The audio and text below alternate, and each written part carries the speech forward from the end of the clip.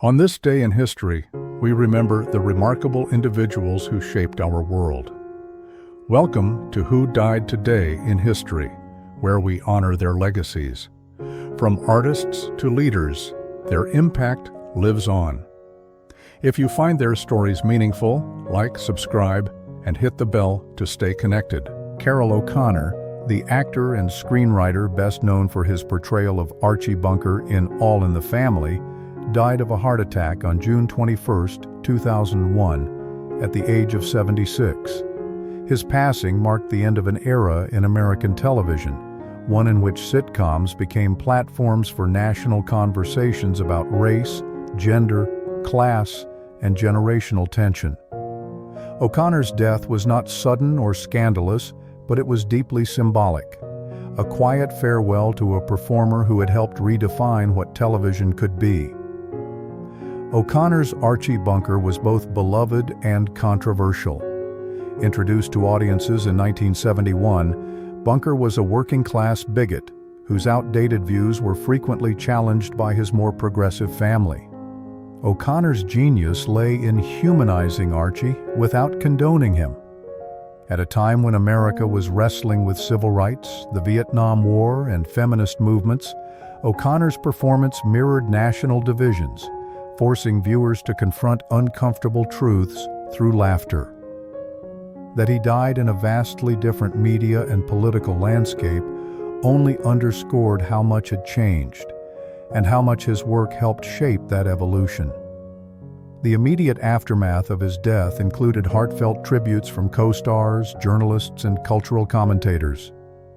Many noted that while O'Connor played a character stuck in the past, he himself was thoughtful and progressive, often clashing with producers to ensure All in the Family addressed serious social issues. He later starred in the Heat of the Night, where he again used his platform to explore race and justice, this time as a Southern police chief working alongside a black detective.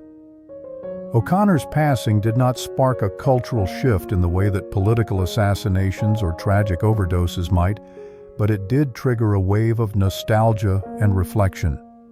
People returned to his work not just to remember a great actor, but to revisit the courage it took to put bigotry under a microscope on primetime television. His legacy is preserved in Emmy wins, reruns, interviews, and the indelible mark All in the Family left on American culture.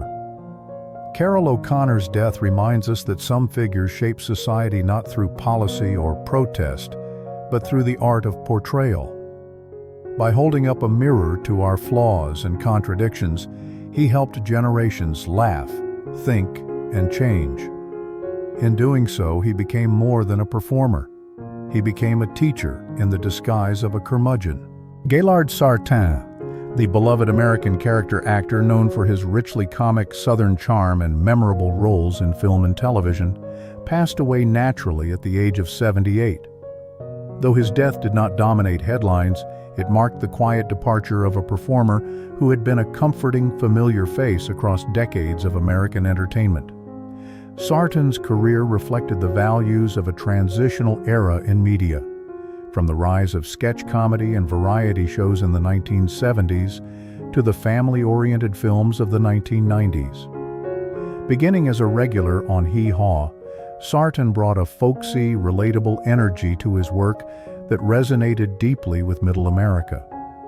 His later roles in films like Fried Green Tomatoes, Mississippi Burning, and numerous Ernest films showcased a surprising versatility, blending humor with warmth and occasionally with gravitas. In many ways, Sartain embodied the era's craving for entertainment that was both grounded and sincere, particularly during times of cultural tension and political change.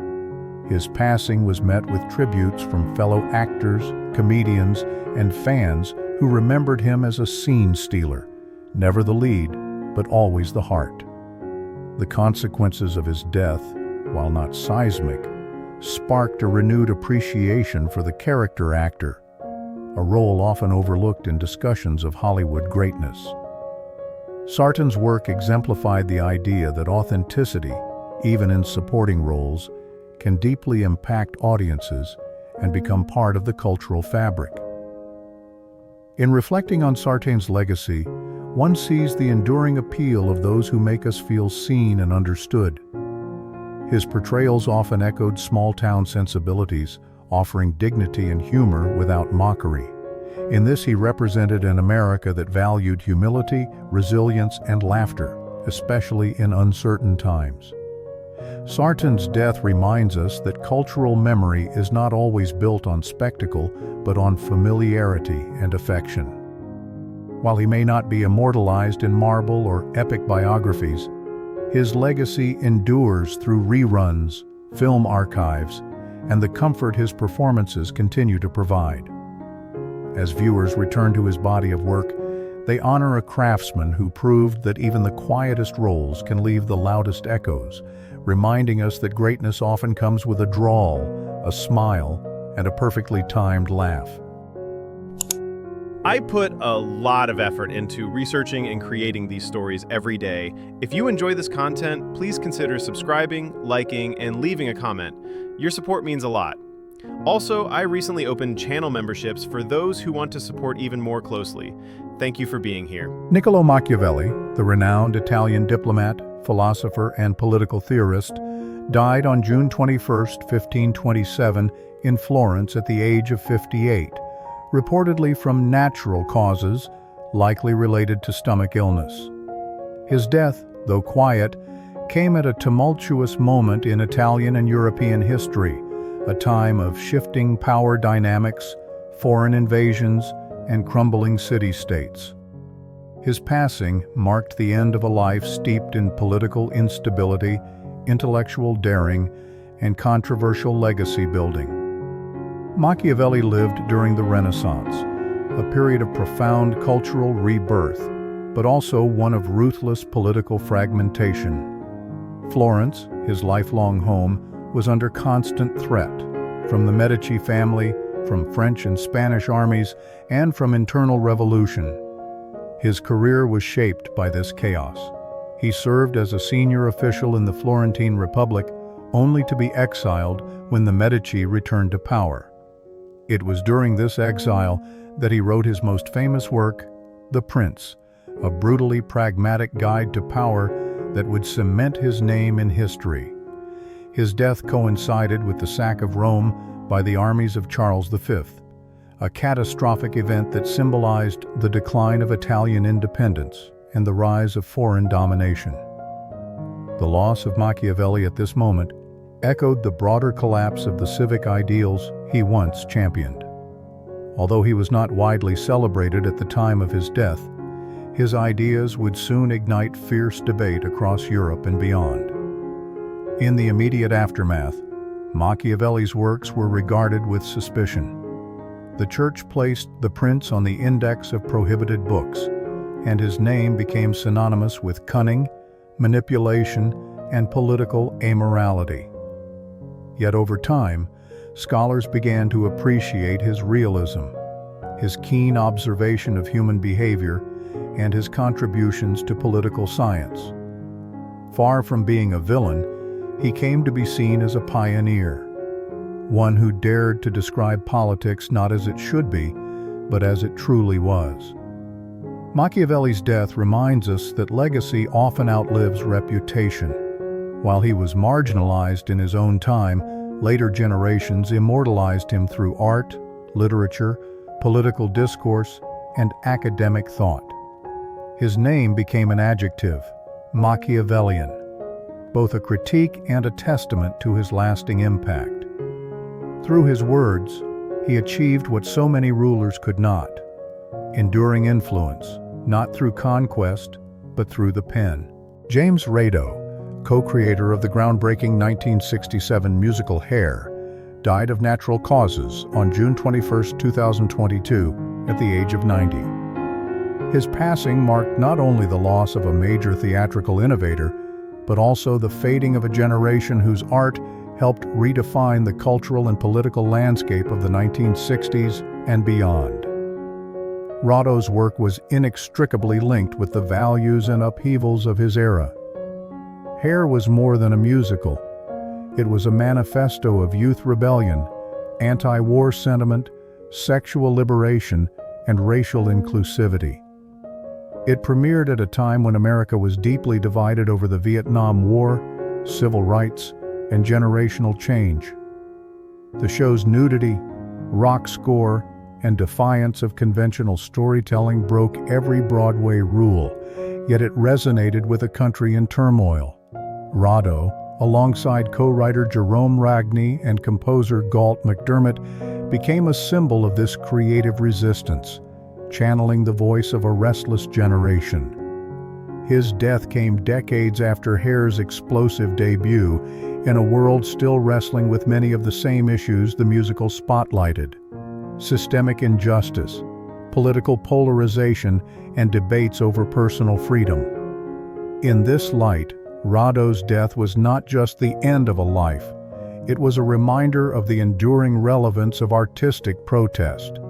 As newer generations rediscovered Hair through revivals and cultural retrospectives, Rado's influence persisted, subtly woven into the DNA of modern musical theater and pop culture. In the immediate wake of his passing, tributes from artists, activists, and fans poured in, reflecting the deep emotional and historical imprint of his work. Rado was remembered not only for his creative contributions, but for his joyful, idealistic spirit. He continued to perform and speak about Hair for years, often emphasizing its messages of love, peace, and community. James Rado's death reveals how cultural figures who challenge norms can become immortalized not just through their success, but through the questions they leave behind. Hair asked audiences to imagine a better world, one of freedom, compassion, and harmony. That dream, however utopian, still fuels movements and inspires creators today. We remember Rado through stage revivals, cast albums, interviews, and countless adaptations. But more profoundly, we remember him every time art is used not just to entertain, but to awaken. In that way, his legacy, like the dawning age of Aquarius he once sang about, shines on. William Symonds, the Welsh actor best known for his long-running role as PC Alf Ventris in the British television series Heartbeat, died of natural causes on June 21, 2019, at the age of 78. His passing marked the end of a career defined not by celebrity spectacle or global fame, but by consistency, warmth, and a deep connection with audiences who cherished character-driven television. Symonds' death occurred in an era of rapid technological change in entertainment, where streaming platforms and social media were transforming how actors were recognized and remembered. Yet his legacy reflected an earlier value system in British television, one that prized quiet professionalism, storytelling rooted in local culture, and actors who became part of the public's weekly routine.